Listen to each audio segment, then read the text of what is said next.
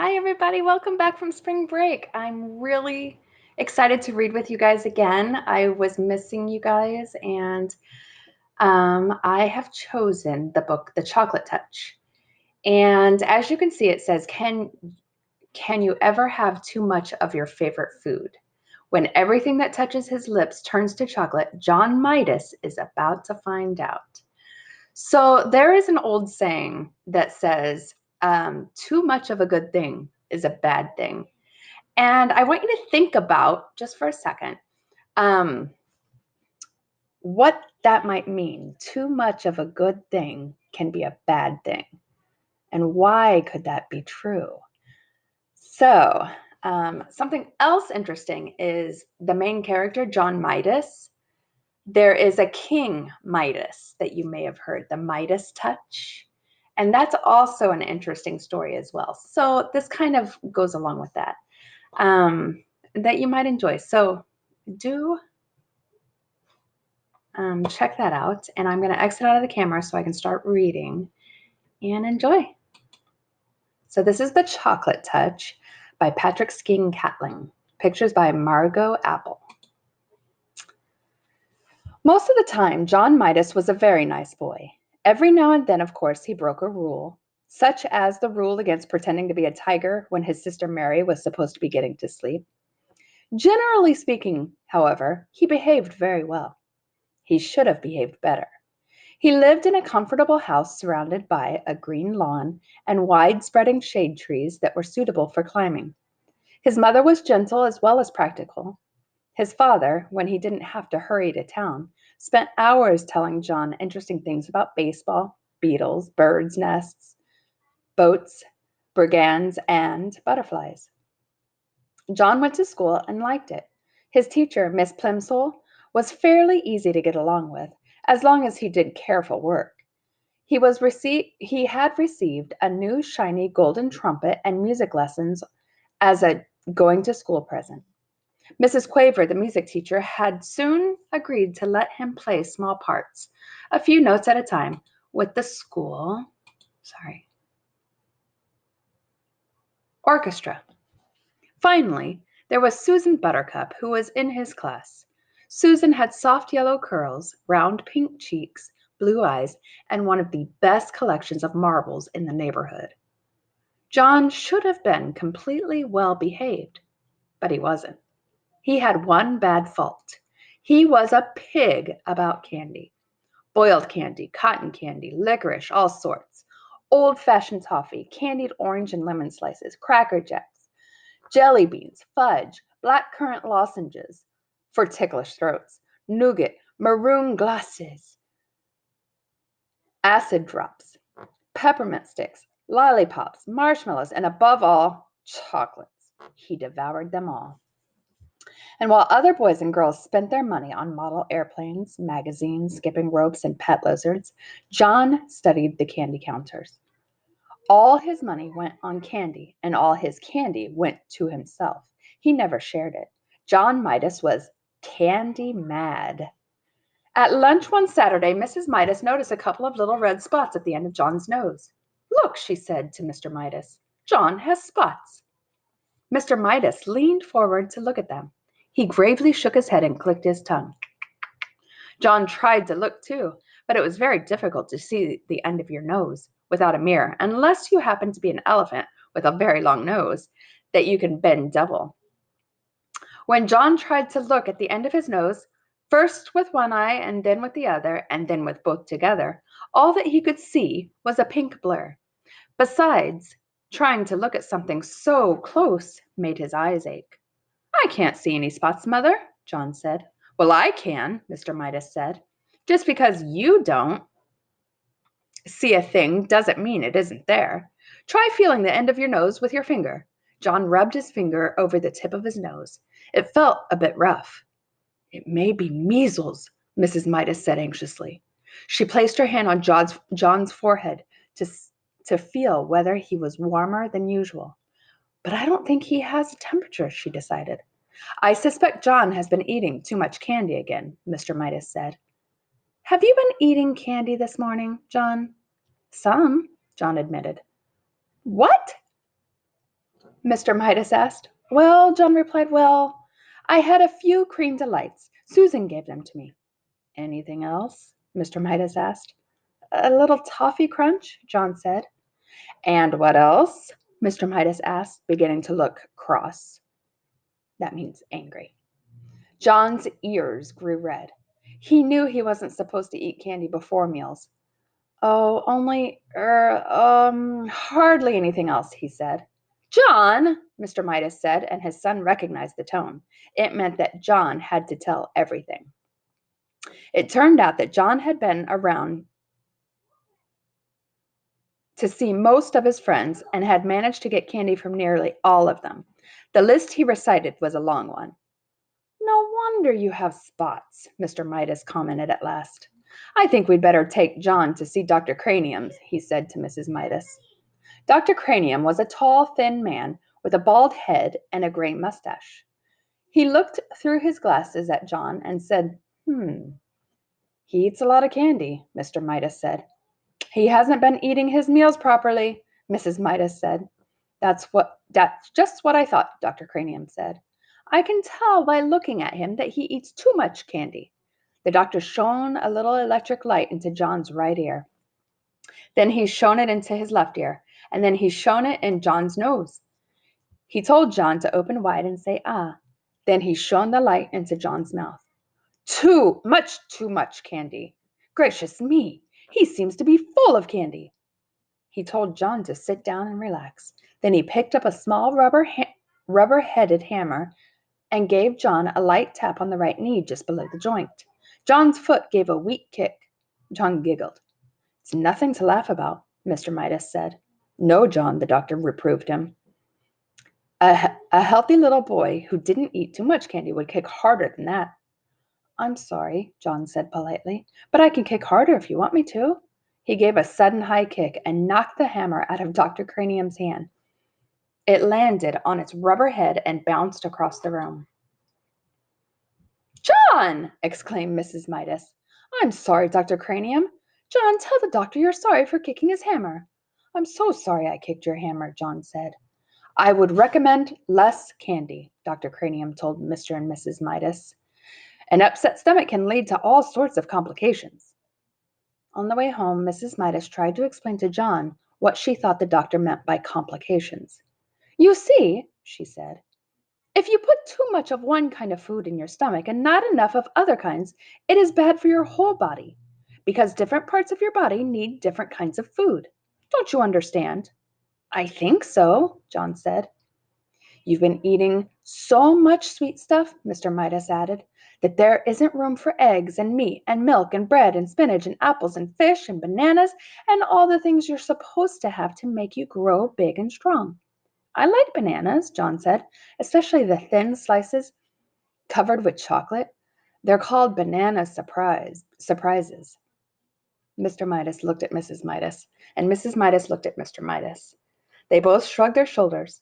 Sometimes it was hard to make John understand things. At home, while Mrs. Midas was busy in the kitchen, Mr. Midas continued to reason with John.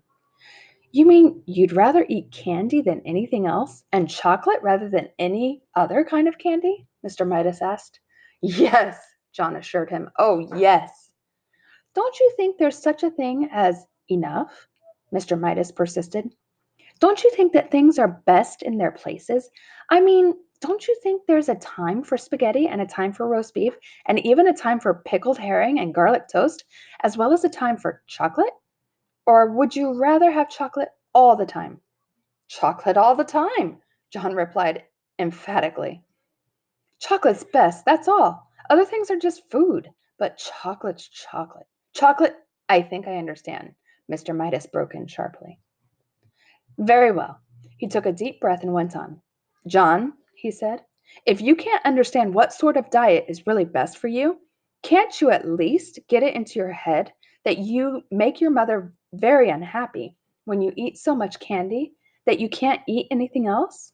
The conversation always seemed to get around to the effect of John's candy eating on John's mother. John couldn't see how it could possibly do her any harm if he ate candy. He sat silent for a moment, and then he said, "May I go out and play, please, Daddy?" Chapter 2. It was Sunday afternoon. The sun was sinking low in the sky, but the air was still quite warm. John was wandering along in the direction of Susan's house, absent-mindedly looking down at the sidewalk, when his eye was suddenly caught by a dully gleaming, silvery gray coin lying right in his path. The coin was the size of a quarter, but even as he leaned forward eagerly to pick it up, John noticed there was something strange about it. It did not have a picture of George Washington or a picture of an eagle. On one side there was a picture of a fat boy, and on the other side were the letters J.M., which was funny, John thought, because those letters happened to be his initials. Grasping the coin firmly, he ran on toward Susan's house. She liked to collect things. He thought she might be interested to know that he had the beginning of a coin collection. Although he was in the habit of going over to Susan's by the same route once or twice almost every day, this afternoon John found himself turning left where he usually turned right. "I always go the same way," he thought. "This time, for a change, I'm going a new way." He didn't stop to consider that you cannot go east by going west, unless you go all the way around the world. Only 2 blocks along the unfamiliar street, John came to a small corner store. It was a neat red brick building with 2 big show windows. They were full of all sorts of candy. Susan was immediately, absolutely forgotten. John pressed his nose against one of the windows. He was imagining the taste of the chocolate-covered almonds and chocolate fudge on the other side of the glass when he noticed a man in the white apron standing behind the counter and beckoning to John. John was surprised. He hadn't expected the store to be open on Sunday. "Don't just stand there in the doorway, John," the man called heartily. "Come in and get some fresh water, some fresh, sweet, creamy chocolate. There's a special sale today." How did the man know his name? John wondered. He couldn't remember having seen the store before. The storekeeper saw John hesitant. "The chocolate I use in my kitchen comes direct from the heart of Africa," he said. "I use none but the finest ingredients, and my recipes, well, I bet you've never had chocolate like mine before. Come on in." "Thank you," John replied, walking to the counter. "But you see, the trouble is, well—" "No money?" the storekeeper asked. "No money whatsoever? Whatever you got in your right hand?" John had forgotten the old coin in his hand. "Oh," he said, "this is part of my coin collection. I mean," he added more honestly, "I'm going to save this coin and then get some more to make a collection." "Let me have a look at it," the storekeeper said. He looked briefly at the coin. "Aha!" he exclaimed. "Is it any good?" John asked, his hopes suddenly rising. "Very good," said the storekeeper. "In fact, it's the only kind of money I accept. But I don't suppose that you'd want to spend it on a box." "A whole box?" "Oh, I imagine you'd rather keep it for your coin collection than spend it on chocolates, wouldn't you?" "Oh, no," John said. "Chocolate any day." "Well, go ahead then. Help yourself," the storekeeper said, pointing to a heavy-laden show table piled high with large cellophane-wrapped candy boxes, all exactly alike. "You mean I can have one of these?" John asked, his eyes round with surprise. The candy boxes were as big as the one his father always brought home at Christmas time. "Just help yourself," the storekeeper assured him. "That is, unless you think it might be better to ask your mother first." "She wouldn't mind," John said hastily, and blushed. The storekeeper winked knowingly. "I'm sure she won't," he agreed. "Not in the long run, anyway." John tucked one of the large boxes under his arm, declined the storekeeper's offer to wrap it as a gift, thanked him, and hurried out of the store before there could be any question of anyone's changing his mind. The storekeeper smiled as he watched his customer hurrying away down the street. John decided that it might be sensible to enter his house quietly by way of the kitchen, with the large candy box hidden behind him. He let himself in by the back door and crept up the kitchen stairway on tiptoe toward his own room at the top floor. Just as he was about to round the corner on the second floor to continue his way upstairs, he had to stop for a moment while his father walked by, coming along the hall from the bedroom telephone. "That was Mrs. Buttercup on the phone," Mr. Midas called to Mrs. Midas as he walked down the front stairs. She said she was sorry John hadn't been able to get over to play with Susan this afternoon. But it was a good thing in a way, she thought, because Susan's already so excited about her birthday party tomorrow. I wonder where John can have got to."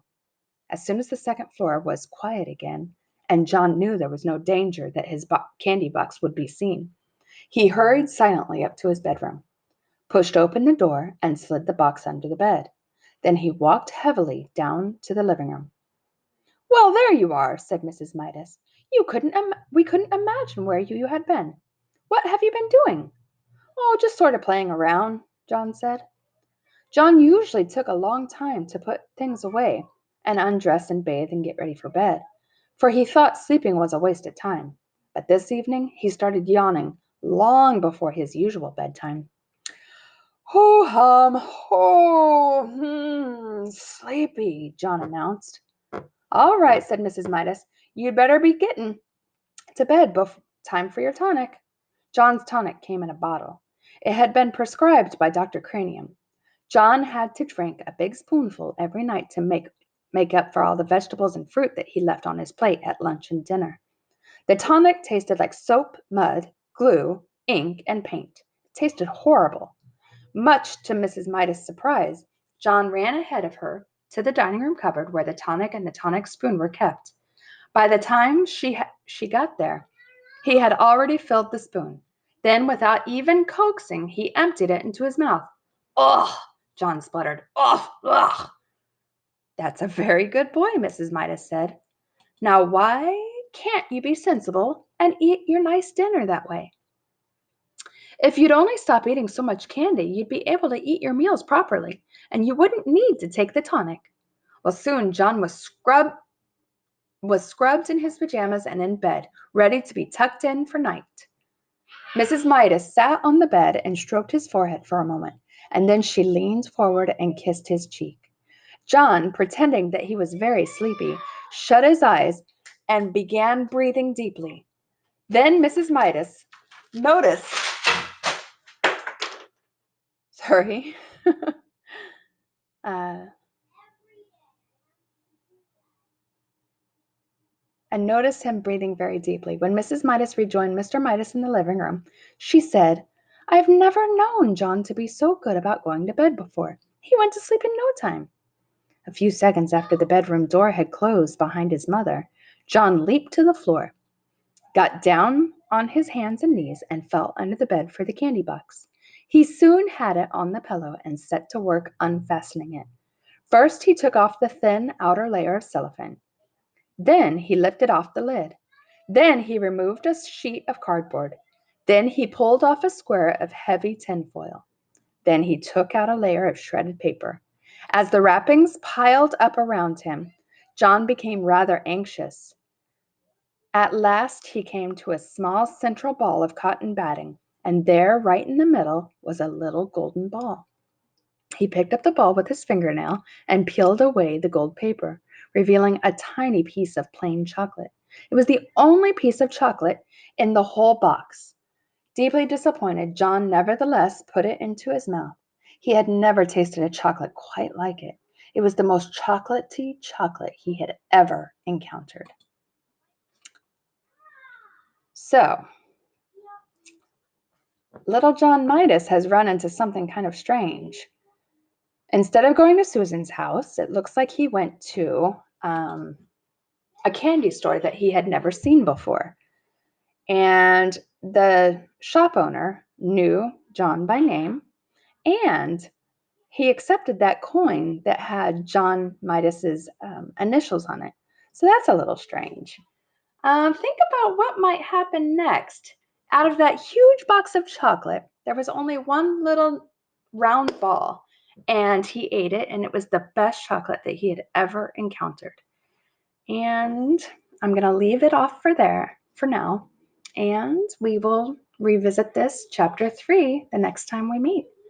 So happy learning, you guys, and thanks for reading with me. Bye.